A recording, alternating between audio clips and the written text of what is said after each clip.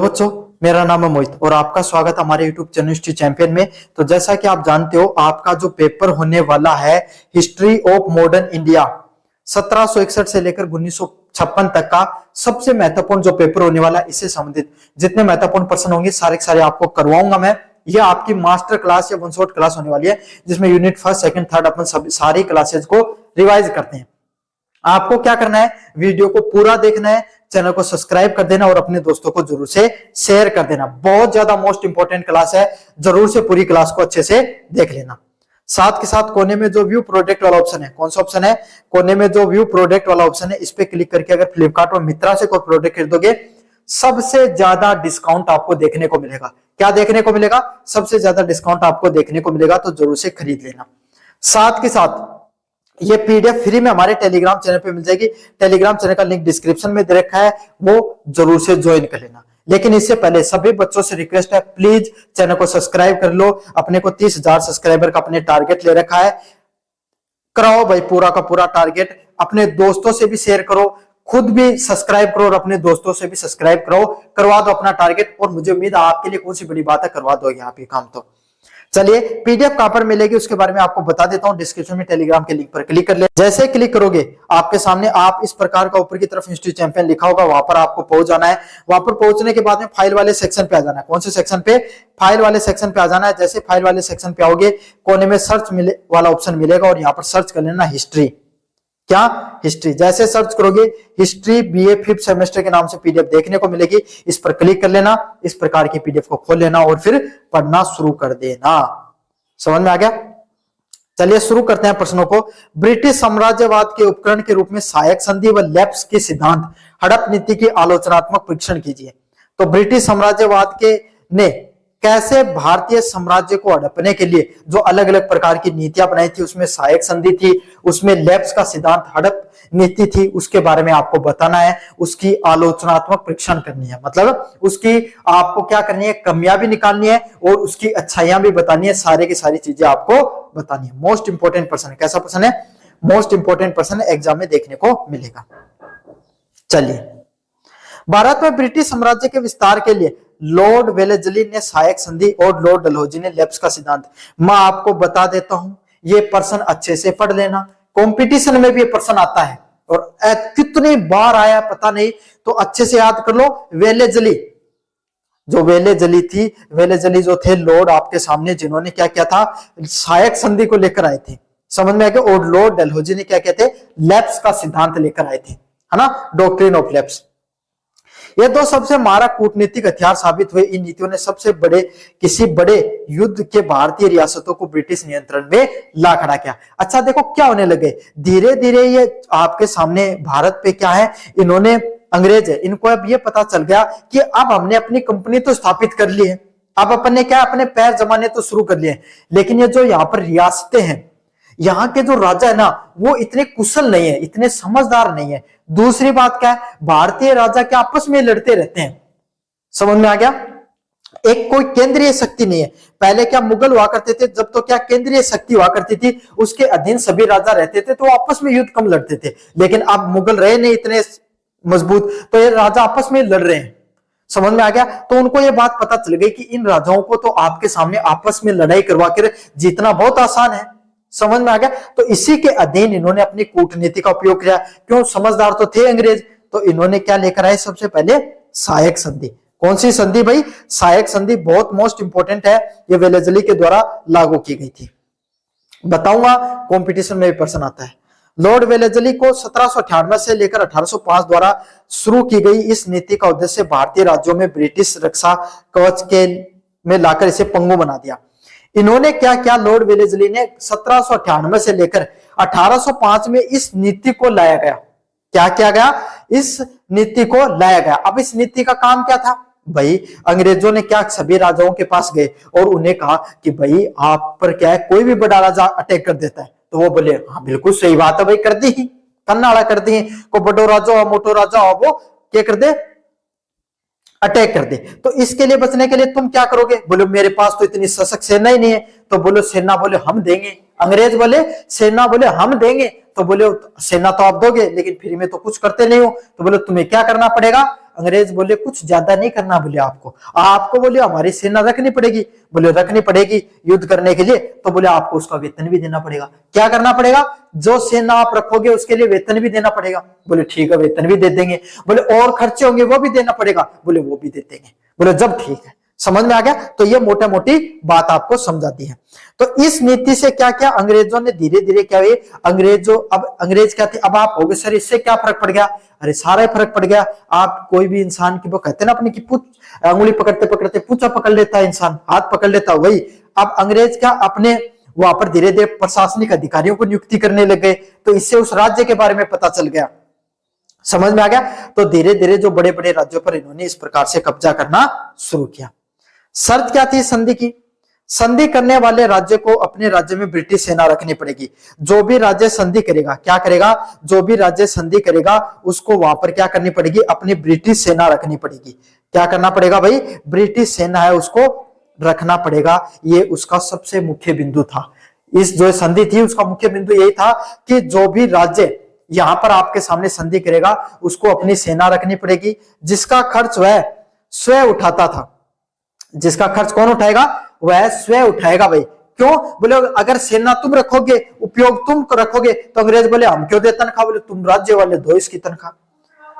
राज्य के दरबार में एक ब्रिटिश रेजिडेंस को नियुक्त किया जाएगा। अच्छा, और क्या किया जाएगा, एक ब्रिटिश का अधिकारी, प्रशासनिक अधिकारी आपके राज्य में नियुक्त किया जाता है, और राज्य बिना अनुमति से किसी अन्य विदेश से संबंध। अच्छा, अंग्रेजों ने दोहरी तलवार चला दी। उन्होंने क्या कहा कि तुम राज्य है ना, जो हमारी जो सहायक संधि करेगा वो ना फ्रांस, पुर्तगाली, नीदरलैंड, जो अन्य देश के जो विदेशी जो यहाँ पर आक्रमण विदेशी आ रखे ना, जो और भी कंपनियां रखे, उनके साथ तुम संधि नहीं कर सकते, कोई संबंध नहीं कर सकते, कोई व्यापार नहीं कर सकते। तो इससे अंग्रेजों को क्या फायदा हो गया, इसको ये फायदा हो गया कि उन्हें जो फ्रांस था ना वो अंग्रेजों का मुख्य टक्कर देने वाला था, तो उससे क्या हो गया, इनको मुक्ति मिल गई।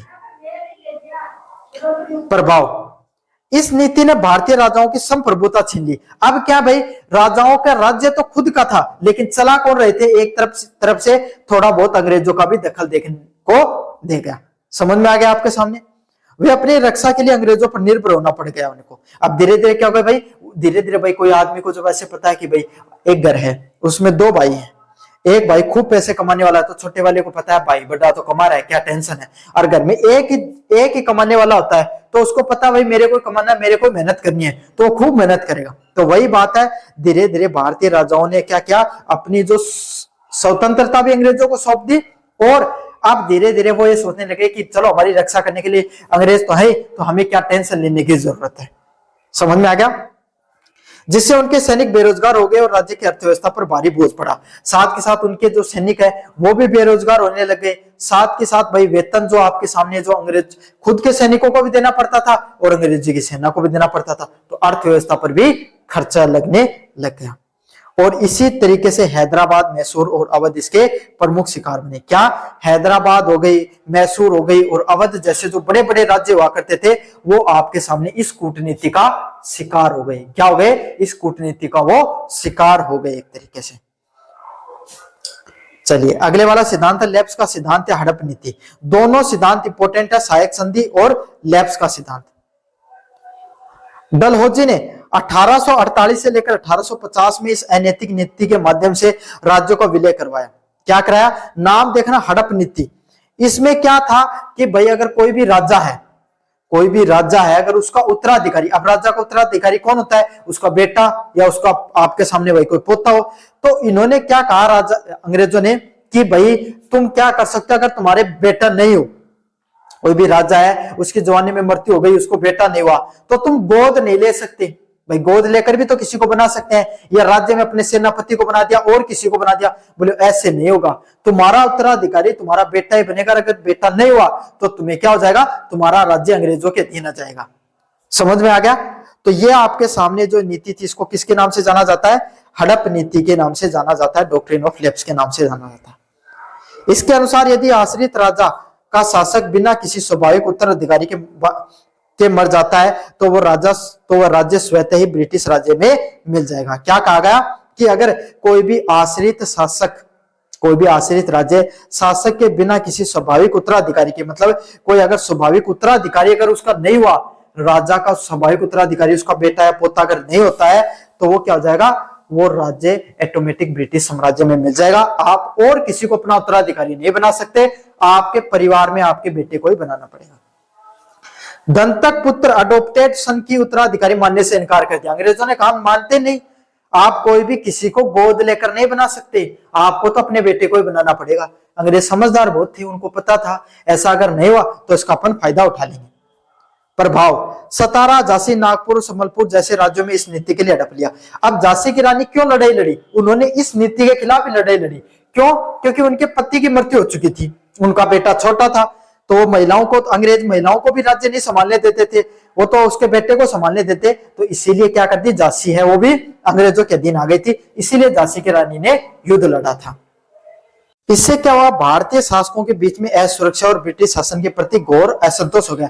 इतने दिन तो क्या है, जो राजा थे ना, वो आपके सामने अंग्रेजों के थोड़ी बहुत सहानुभूति रख लेते थे, लेकिन इससे हर राजा को एक खतरा मंडराने लग गया कि कहीं ना कहीं ये क्या करेंगे अंग्रेज, भाई हमारा भी राज्य छीन लेंगे, क्योंकि पुत्र हो ना हो तो इससे क्या हो जाता था, उनको डर फैलने लग गया और घोर असंतोष फैला अंग्रेजों के खिलाफ।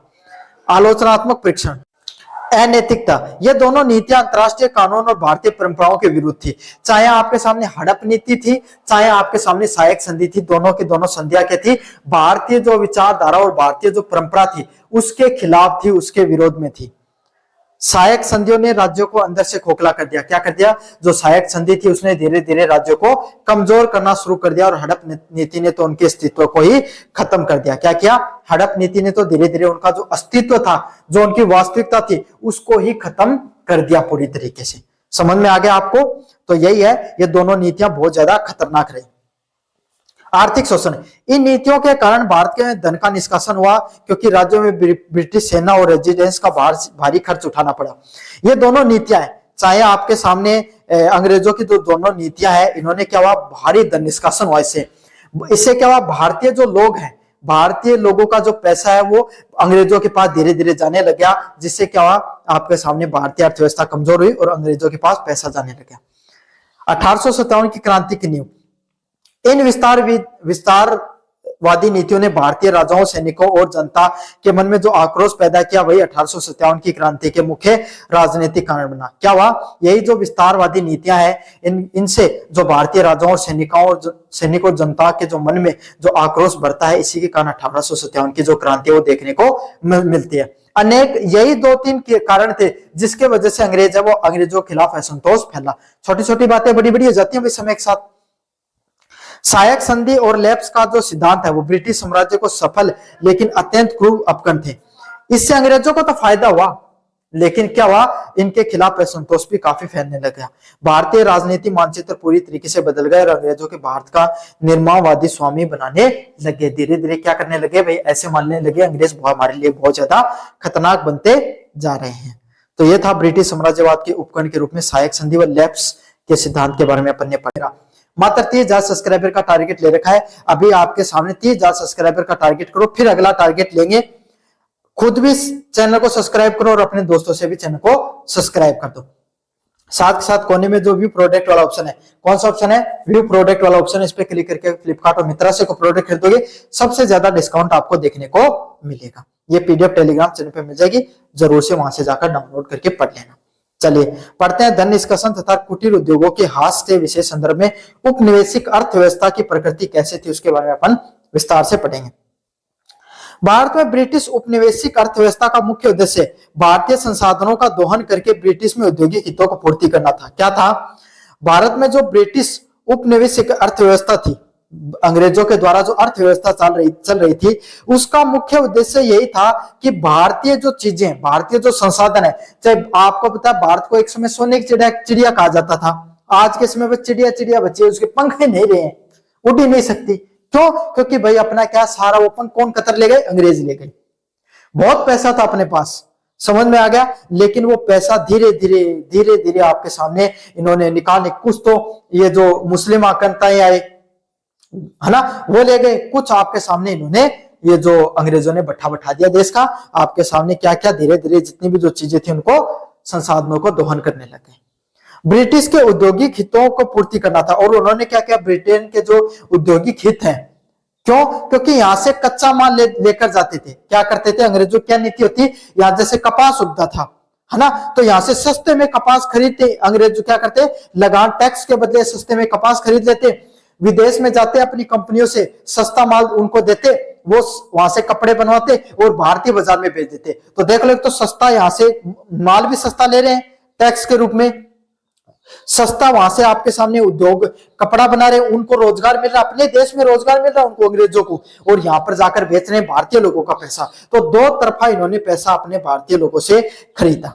और भारतीय अर्थव्यवस्था वो चौपट कैसे हुई, अब भारतीय लोग जो उद्योग क्या करते थे, अपने वाले यहाँ पर हाथों से कपड़े बनाते थे, वो मशीनों से, तो मशीनों से सस्ते बन जाते थे और यहाँ पे महंगे बनते थे। तो महंगे बनते थे तो लोगों बाजार में महंगे बेचते, तो खरीदता कौन, सस्ती चीज खरीदते हैं भाई सब। तो क्या होने लगा, धीरे धीरे अंग्रेज है वो आपके सामने उनका कपड़ा ज्यादा बिकने लगा, उनकी अर्थव्यवस्था ज्यादा फैलने लगी, उनके उद्योग ज्यादा विकसित होने लगे, हमारे वाले धीरे धीरे बंद होने लगे। तो हमारे लोग एक तरफ तो बेरोजगार होते जा रहे थे, उनके उद्योग ठप होते जा रहे थे, दूसरी तरफ अंग्रेज सस्ते में यहाँ पर माल ले जाकर अपनी उद्योग भी चला रहे थे और यहाँ से पैसा भी हड़प रहे थे। तो यही है, इस अर्थव्यवस्था को क्या कहा जाता है, धन निष्कासन सिद्धांत के नाम से जाना जाता है। कौन से सिद्धांत के नाम से जाना जाता है, धन निष्कासन सिद्धांत के नाम से जाना जाता है। और विउद्योगीकरण, डी इंडस्ट्रियलाइजेशन के माध्यम से इसको बेहतर ढंग से समझा जा सकता है। किसके माध्यम से, विउद्योगीकरण के माध्यम से हम इसको बहुत अच्छे से समझ सकते हैं। पहला पॉइंट है धन निष्कासन का सिद्धांत, कौन सा, ड्रेन ऑफ वेल्थ। कौन सा सिद्धांत है भाई, ड्रेन ऑफ वेल्थ का सिद्धांत, धन निष्कासन का सिद्धांत। क्या कहता है, दादा भाई नौरोजी ने अपनी पुस्तक poverty and un British rule in India में स्पष्ट किया कि भारत में गरीबी का मुख्य कारण यहाँ के धन एक तरफा प्रभाव ब्रिटेन की तरफ जाना है। भाई पिछले कुछ सालों से, जैसे अंग्रेज आए ना, उससे पहले भारत की अर्थव्यवस्था ठीक ठाक थी, अच्छी थी, कुल मिला के ये मान सकते हो, है ना, इतनी ज्यादा समस्या नहीं थी। 200 सालों में ऐसा क्या हुआ कि भारतीय अर्थव्यवस्था गरीबी की तरफ, लोग भूखमरी से मरने लगे, ऐसा क्या होने लगा। तो इसी के बारे में रिसर्च करके दादा भाई नौरोजी ने अपनी एक किताब लिखी, किताब का नाम था poverty and un British rule in India. ये जो गरीबी है ये अंग्रेजों की देन है, समझ में आ गया, ये ऐसे समझ लो। इस किताब का नाम तो ये था, गरीबी भारत के, अंग्रेजों के राज में गरीबी क्यों फैली भारत में, इस तरीके से। और उन्होंने बताया कि क्यों फैली, क्योंकि अंग्रेज क्या कर रहे हैं, धीरे धीरे हमारा पैसा खोस कर खसोट करके क्या कर रहे हैं, विदेशों में लेकर जा रहे हैं, जिसके बदले भारत को कुछ नहीं मिलता है। भारत को सिर्फ ये अंग्रेज क्या करें भाई, जैसे सरकार हमसे भी टैक्स लेती है, लेकिन इसके बदले में फ्री में अनाज दिया जा रहा है लोगों को, फ्री में शिक्षा दी जा रही है, फ्री में अस्पताल बनाते हैं, सड़कों का निर्माण हो रहा है। तो इससे कहीं क्या होता है, आपको व्यापार बढ़ता है, आपको बिजनेस करने में आपका प्रगति होती है उस चीज में, समझ में आ गया। लेकिन अंग्रेज क्या कर रहे थे, भारत पर पैसा बिल्कुल इन्वेस्ट नहीं करते थे, सारा का सारा पैसा ले जाकर ब्रिटेन इधर की साइड में ले जाते थे।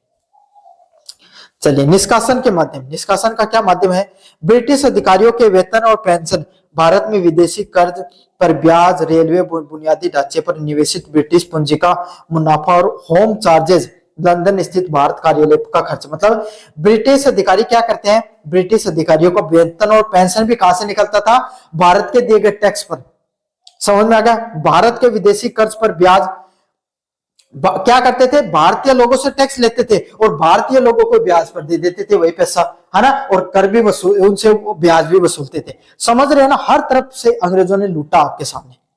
वो पुरानी मूवी में नहीं होता था वो साहूकार जो हर तरफ से लूटता था, वैसे थे अंग्रेज। रेलवे और अन्य बुनियादी ढांचे पर निवेशित ब्रिटिश पूंजी से मुनाफा, अच्छा रेलवे हो गया, डाक सेवा होगी, इस प्रकार की सेवा इन्होंने अपने फायदे के लिए करी थी शुरू, है ना, तो उस पर भी ये मुनाफा कमाया करते थे। और होम चार्जेस, लंदन स्थित भारतीय कार्यालयों का खर्चा। अच्छा, अंग्रेजों ने क्या कर रखा था, भारतीय जो पद वाक, जो संसद के कुछ आपके सामने, जो ब्रिटिश संसद है उसके कुछ अधिकारी जो भारत के लिए काम करते थे, उन लोगों का भी खर्चा भारत से वसूलते थे। तो ये मान लो भारतीयों पर इन्होंने पूरा का पूरा जोर डाल दिया था, सारा का सारा बोले भारतीयों से लेंगे बोले हम तो। पर प्रभाव, इस निरंतर प्रभाव ने भारत की पूंजी को सुखा दिया। ये जो लगातार जो अंग्रेज क्या कर रहे थे, भारत से जो पैसा ले रहे थे, इससे क्या हुई, भारतीय पूंजी धीरे धीरे खत्म होने लगी। भाई कुएं को पानी निकालते रहोगे, सुबह शाम, तो कभी तो वो भी सूख जाता है। तो वही है, धीरे धीरे क्या हुआ, इस प्रकार जो अंग्रेज है ना वो भारतीय अर्थव्यवस्था से पैसे सोखते रहे और भारतीय लोग धीरे धीरे गरीब होते रहे। जहां यहां पर आंतरिक निवेश के अवसर खत्म हो गए और अंग्रेजों ने भारत पर वापस इन्वेस्ट नहीं किया, पैसा सिर्फ निकालते रहे और बार बार। और इससे क्या हुआ, इसके बाद में एक प्राकृतिक आपदाएं भी बहुत आई, उस समय अकाल वगैरह भी बहुत आए, इससे भी आपके सामने भारतीय अर्थव्यवस्था चौपट हो गई। कुटीर उद्योगों का हास होना, विउद्योगीकरण। ब्रिटिश नीतियों ने भारत में विश्व प्रसिद्ध हथकरघा व कुटीर उद्योगों को व्यवस्थित रूप से नष्ट किया। अंग्रेजों ने क्या किया, भारत के जो छोटे मोटे उद्योग हुआ करते थे, कुटीर उद्योग हुआ करते थे, उनको क्या कर दिया, अपनी कूटनीति, अपनी राजनीति के माध्यम से इन्होंने क्या कर दिया, धीरे धीरे खत्म कर दिया। उनको क्या कर दिया, अपनी कूटनीति के माध्यम से इन्होंने अपना जो हथकरघा उद्योग हुआ करता था, कुटीर उद्योग हुआ करता था, उसको धीरे धीरे खत्म कर दिया। मशीनी वस्तुओं से प्रतिस्पर्धा। ब्रिटेन की औद्योगिक क्रांति के बाद वहां की मिलों में बना सस्ता कपड़ा भारत में भर दिया गया, जिससे भारत में बने वस्त्र उद्योग पिछड़ गया। क्या हुआ करता था, उस समय भारत का जो कपड़ा है ना वो हाथों से बनता था, महंगा पड़ता था, लेकिन कपड़ा बनता शानदार था। तो पहले तो विदेशों में बिकता था इंडिया का कपड़ा, है ना, लेकिन जैसे अंग्रेज आए, इन्होंने क्या किया, भारत से सस्ता कपास खरीदा, मिलों से वहां पे सस्ता कपड़ा बनाकर भारत में सस्ता कपड़ा बेचने लगे और यही कपड़ा विदेशों में भी बेचने लगे। तो भारतीय कपड़े की डिमांड धीरे धीरे कम होने लग गई, क्योंकि सभी लोग सस्ता ही खरीदते हैं भाई, है ना। तो इससे क्या होने लग गया, भारत का जो आपके सामने जो हाथ से बना वस्त्र वो पिछड़ने लगे। भेदभावपूर्ण शुल्क नीति। भारतीय हस्तशिल्प पर भारी निर्यात शुल्क लगाया। अंग्रेजों ने क्या किया, अगर भारतीय लोग अगर क्या करते थे, अपने कपड़े को बाहर बेचते थे तो उस पर बहुत टैक्स लगाते थे ताकि वो नहीं बेच सके। समझ में आ गया, इनका खुद की चीजें ज्यादा भेजी जाए। जबकि ब्रिटिश वस्तुओं पर भारत में बिना किसी आयात शुल्क आने दिया। और भारत में क्या करते हैं, अंग्रेज क्या करते थे, जो ब्रिटेन की जो बनी हुई चीजें जो भारत में आती थी ना, उनको क्या एकदम बिल्कुल टैक्स नहीं लेते थे उनसे। तो इससे क्या हो गया, वो एकदम सस्ती पड़ती थी। अब जैसे क्या हो गया भाई, भारत में अगर मान लो BMW जैसी कोई गाड़ी अगर आप लेकर आना चाहते हो ना, तो जितने की गाड़ी है ना उतना ही उस पर क्या लगता है, टैक्स लगता है। लग्जरी गाड़ी पर 50% उस पर एक्स्ट्रा टैक्स लगता है ना। जैसे 1 करोड़ की ना, तो वो आपको 1.5 करोड़ की पड़ेगी। क्यों, क्योंकि भाई आपके सामने क्या है, वो विदेशों में बन रही है, विदेशों में पैसा जा रहा है ना। इसके बजाय कि ये टैक्स इसीलिए लगाया जाता है कि आप भारत में बनी हुई चीजें खरीदो। समझ में आ गया, ये टैक्स इसीलिए लगाया जाता है कि आप भारत में बनी हुई चीजों को ज्यादा से ज्यादा खरीदो। तो अंग्रेज क्या करते थे, भैया जो मैंने 50% टैक्स बताया ना BMW पर, वो नहीं लगाया। तो क्या हो जाएगा, 1 करोड़ में आपके सामने कोई चीज है वो यहां पर आ गई। अब भारत में वैसी गाड़ी अगर 1 करोड़ 10 लाख रुपए में बन रही है, तो लोग 1 करोड़ वाली BMW खरीदेंगे, 1 करोड़ 10 वाली क्यों खरीदेंगे। समझ में आ गया ना। तो इस प्रकार से आपके सामने होने लग गया। कच्चे माल का निर्यात। अंग्रेजों ने कपास, रेशम जैसे कच्चे माल को कम कीमतों पर ब्रिटेन भेजना शुरू कर दिया। यहाँ पर क्या करते थे, जो कपास वगैरह है ना, नील वगैरह, नील कपास, जो मसाले हो गए, ये भारत, चाय हो गई, ये भारत में काफी मात्रा में उगती थी। तो अंग्रेज क्या करते थे भाई, इनको सस्ती मात्रा में वहां पर बेचते थे और अपनी कंपनियों से बनवाकर यहाँ पर बेच देते थे, जिससे भारतीय कारीगरों को कच्चा माल महंगा और दुर्लभ हो गया। इससे क्या हो गया, अंग्रेज ही सारा खरीद लेते थे, तो भारतीय लोगों को तो कच्चा माल सस्ते में मिल ही नहीं पाता था। राजसी संरक्षण कांत। रियासतों के विलय के कारण कुटीर उद्योगों को मिलने वाला राजकीय संरक्षण भी समाप्त होने लग गया। अब धीरे धीरे क्या हो गया भाई, अंग्रेज क्या करने लगे, राजाओं को अपने अधीन करने लगे। अब अंग्रेज राजा उनके अधीन होने लगे, तो उसका क्या नुकसान हुआ, जो भाई छोटे छोटे मोटे उद्योग जो राजा चलाया करते थे ना, वो भी धीरे धीरे अंग्रेजों के वो चीजें अधीन आने से नष्ट होने लग गई। उपनिवेशिक अर्थव्यवस्था की प्रकृति का विश्लेषण। उपनिवेशिक अर्थव्यवस्था एक पूरक अर्थव्यवस्था थी। कैसी अर्थव्यवस्था थी, पूरक अर्थव्यवस्था थी, जिसे केवल ब्रिटेन के लाभ के लिए डिजाइन किया गया था। मतलब जो उपनिवेशिक अर्थव्यवस्था थी वो एक प्रकार की कॉम्प्लीमेंट्री इकोनॉमी थी। कैसी थी, कॉम्प्लीमेंट्री, मतलब जो अंग्रेजों के लिए फायदेमंद थी, एक तरफा थी। मतलब व्यवसायीकरण। कृषि का व्यवसायीकरण नील, कपास, अफीम की खेती में किया गया, जो ब्रिटिश कारखानों को कच्चा माल मिले और उद्योगों की कमी हुई। धीरे धीरे जो एग्रीकल्चर हो गया ना, उसको बिजनेस मॉडल लागू कर दिया गया। जैसे नील हो गया, कपास हो गया, अफीम की खेती हो गई, इन सब चीजों को क्या कर दिया गया, प्राइवेटाइजेशन किया गया, जिससे क्या हो, ब्रिटिश कारखानों को क्या हो गया, कच्चा माल मिले और जो खाद्यान्न है वो भारत में उनकी कमी होने लग गई। ग्रामीणीकरण। उद्योगों के पतन के कारण ग्रामीण कारीगर शहरों से गांव की ओर लौटे, जिससे भूमि और जनसंख्या का दबाव बढ़ा और गरीबी गहरी हुई। पहले लोग भाई आपके सामने शहरों गांव से शहरों की तरफ जा रहे थे ताकि ज्यादा से ज्यादा क्या काम कर सके वहां पर अलग अलग प्रकार के उद्योगों में, लेकिन उद्योग ही नहीं रहे भाई। जब शहरों में काम ही नहीं रहेगा तो लोग वापस गांव में आने लगे। इससे क्या हो गया, कृषि करने लगे। अब कृषि पर दबाव बढ़ने लग गया और गरीबी और बढ़ने लग गई, और इसको और मजबूत किया, अकाल वगैरह भी पड़ने लग रहे थे उस समय। धन निष्कासन और कुटीर उद्योगों के पतन ने भारत को एक समृद्ध औद्योगिक देश से बदलकर ब्रिटिश ने कृषि प्रधान औपनिवेशिक और कच्चे माल का निर्यातक बना दिया। ये अंग्रेजों की देन है भारत को कृषि प्रधान देश बनाना। समझ में आ गया, भारत एक औद्योगिक देश हुआ करता था, बहुत से उद्योग थे भारत में पहले, लेकिन इन्होंने क्या कर दिया, बस कृषि पर निर्भरता धीरे धीरे ऐसी नीतियां लागू की कि भारत कृषि प्रधान देश बनकर रह गया। तो ये था आपके सामने धन निष्कासन एवं कुटीर उद्योगों के इतिहास के विशेष संदर्भ में उपनिवेशिक अर्थव्यवस्था के बारे का प्रश्न। कैसा लगा जरूर से बताना, चैनल को जरूर से सब्सक्राइब कर देना। दोस्तों मेरा नाम है मोहित और आपका स्वागत हमारे यूट्यूब चैनल हिस्ट्री चैंपियन में। तो जैसा कि आप जानते हो, आपका जो पेपर होने वाला है हिस्ट्री ऑफ मॉडर्न इंडिया, आधुनिक भारत का इतिहास का जो पेपर होने वाला है, उससे संबंधित जितने महत्वपूर्ण प्रश्न होने वाले हैं सारे मैं आपको करवाने वाला हूँ। उसका अगला महत्वपूर्ण प्रश्न है, उग्र राष्ट्रवाद के उदय एवं स्वदेशी व होम रूल आंदोलन के महत्व के बारे में बताइए। क्या बताना है कि उग्र राष्ट्रवाद का उदय कैसे होता है और स्वदेशी व होम रूल आंदोलन के महत्व के बारे में आपको विस्तार से बताना है। काफी ज्यादा मोस्ट इंपोर्टेंट प्रश्न है, एग्जाम में बार बार देखने को मिलता है, अच्छे से कर लेना। साथ के साथ चैनल को जोर से सब्सक्राइब कर देना, वीडियो को जोर से लाइक कर देना। 30,000 सब्सक्राइबर का मैंने टारगेट ले रखा और मुझे उम्मीद है अपन सब मिलकर इस टारगेट को जोर से अचीव करेंगे। सभी बच्चे चैनल को जोर से सब्सक्राइब कर दो। साथ साथ कोने में जो व्यू प्रोडक्ट वाला ऑप्शन है, कौन सा ऑप्शन है, व्यू प्रोडक्ट वाला ऑप्शन, इस पे क्लिक करके फ्लिपकार्ट और मित्रा से कोई प्रोडक्ट खरीदोगे सबसे ज्यादा डिस्काउंट आपको देखने को मिलेगा। साथ साथ डिस्क्रिप्शन में टेलीग्राम का लिंक दे रखा है, ये पीडीएफ फ्री में वहां पर उपलब्ध हो जाएगी। जरूर से चैनल को सब्सक्राइब करके चैनल को अपने टेलीग्राम चैनल पे जाकर इसको पढ़ लेना। 20वीं सदी के प्रारंभिक वर्षों में भारतीय राष्ट्रीय आंदोलन पे एक नया मोड़ आया जिसे उग्र राष्ट्रवाद के नाम से जाना जाता है। मतलब जब 20वीं सदी की शुरुआत होती है ना, जब भाई 1900 वाली है ना, जो 1900 से लेकर 2000 तक की, जो जिसमें खास करके तो 1900 से लेकर 1947 तक, जब तक भारत आजाद नहीं है, उसके बीच में आपके सामने भारतीय जो राष्ट्रीय आंदोलन है, स्वतंत्रता का आंदोलन है, उसमें अनेक मोड़ आए। उसमें एक आपके सामने जो सबसे महत्वपूर्ण मोड़ था वो था उग्र राष्ट्रवाद का, कि अब जो जनता है वो अंग्रेजों से बातचीत नहीं करना चाहती थी, सीधी लड़ाई करना चाहती थी। समझ में आ गया, उसी को क्या कहा जाता है, उग्र राष्ट्रवाद के नाम से जाना जाता है।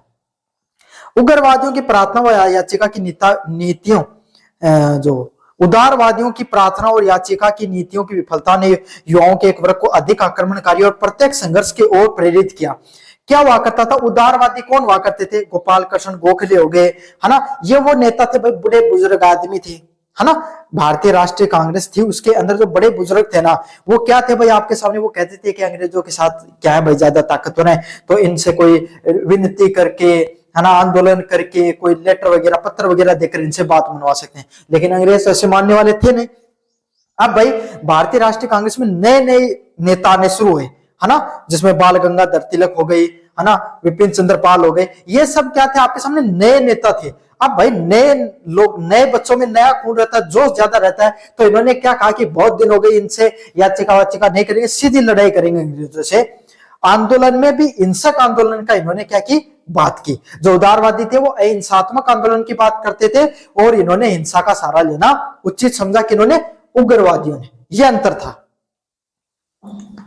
उग्र राष्ट्रवाद के उदय के कारण, क्यों एक उग्र राष्ट्रवाद का उदय होता है, ब्रिटिश शासन की प्रतिक्रिया नीतियां, लॉर्ड कर्जन ने दमनकारी नीतियां, विशेषकर 1905 का बंगाल विभाजन।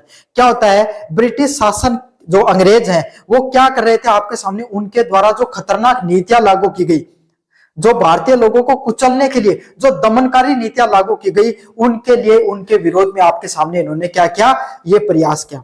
विशेष करके जो 1905 का जो बंगाल का विभाजन था, कौन सा, 1905 का जो बंगाल का विभाजन था, उसमें उग्र राष्ट्रवाद का सबसे बड़ा तत्कालिक बना दिया। इससे क्या हुआ, जो इन्होंने क्या किया, अंग्रेजों ने कहा कि भाई आपके सामने प्रशासनिक विफलता का नाम दिया, कि यहाँ पर प्रशासन सही से नहीं चल रहा है, इसीलिए हम क्या कर रहे हैं भाई, बंगाल को 2 भागों में विभाजित कर रहे हैं। लेकिन ये कूटनीतिक चाल थी, क्या चाल थी? अंग्रेजों को यह पता चल गया था 1857 की क्रांति के बाद में और उसके बाद में अनेकों अनेक आंदोलन में कि अब भारतीय लोग सजग, सतर्क और एक होने लगे हैं और इसमें हिंदू और मुस्लिमों की जो एकता है वो हम पे भारी पड़ती दिखाई दे रही है। तो इसके विरोध में इन्होंने क्या किया? हिंदू और मुस्लिमों में विरोध करने के लिए इनकी जो खाई बनानी इन्होंने शुरू की और वो खाई इतनी बड़ी हुई कि इन्होंने क्या किया? बंगाल का विभाजन कर दिया, जिसमें जो वर्तमान बंगाल आप देखते हो, कौन सा? भारत का जो बंगाल है ना, ये जो इसको पश्चिमी बंगाल बोला गया, पश्चिमी बंगाल के अंदर हिंदुओं की जनसंख्या ज्यादा थी और जो पूर्वी बंगाल जो आज बांग्लादेश है उसमें पहले थोड़ा असम वाला हिस्सा भी आया करता था, वहां को पूर्वी बंगाल बोला गया और उसके अंदर मुस्लिमों की जनसंख्या ज्यादा थी। तो एक तरीके से उन्होंने बहुत ही भौगोलिक दृष्टिकोण से हिंदू और मुस्लिमों में क्या कर दिया? उसको विभाजित कर दिया और इस चीज को भारतीय लोगों ने समझा, भारतीय राष्ट्रीय कांग्रेस के जो नेताओं ने समझा और उनके अंग्रेजों के खिलाफ सीधे युद्ध स्तर की जो आंदोलनों की शुरुआत उनके द्वारा कर दी गई।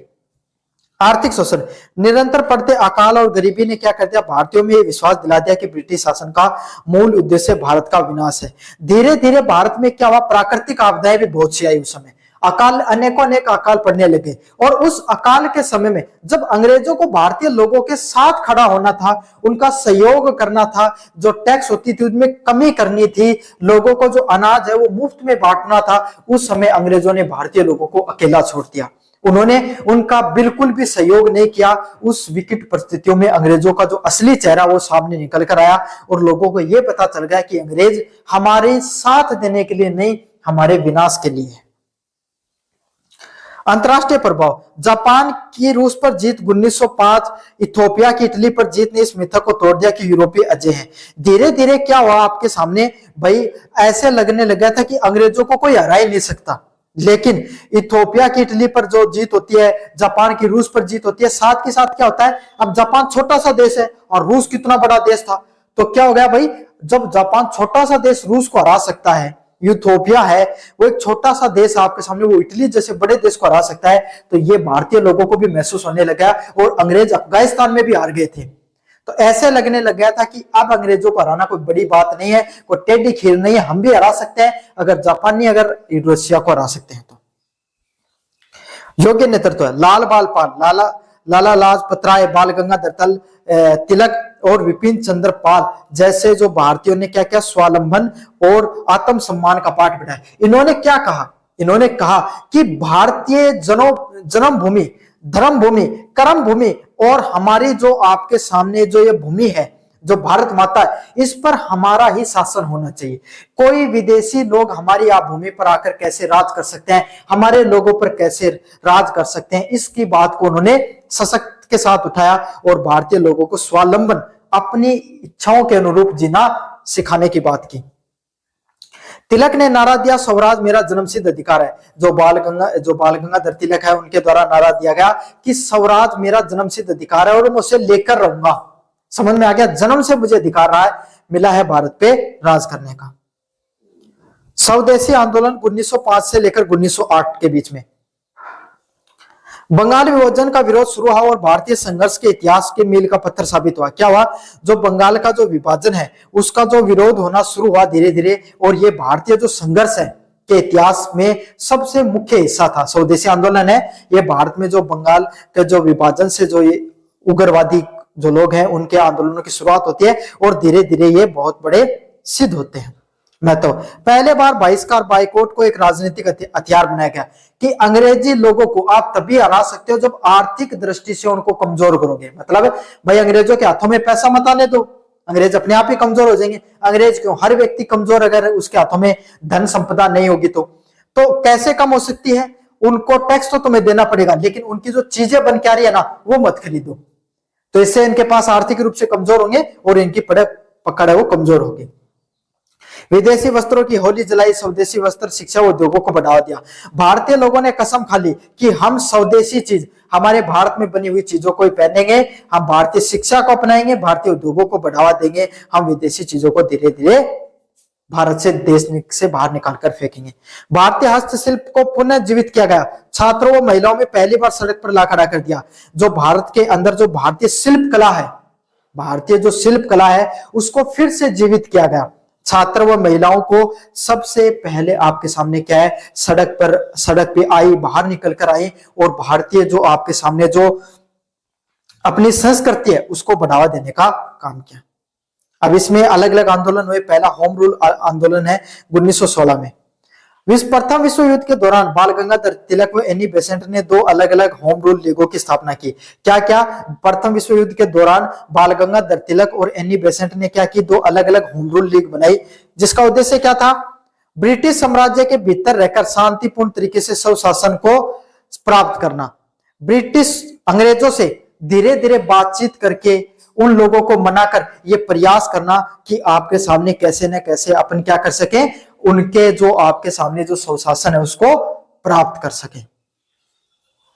इस आंदोलन, इस स्वतंत्रता आंदोलन की सुस्त पड़ी मसाल को फिर से जलाया।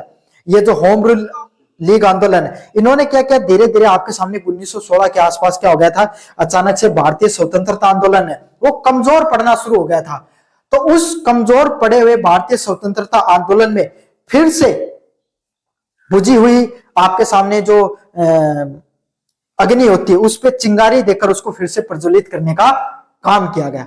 क्यों भाई? आपके सामने, क्योंकि ये वो लोग थे बाल गंगाधर तिलक और एनी बेसेंट जो अंग्रेजों के साथ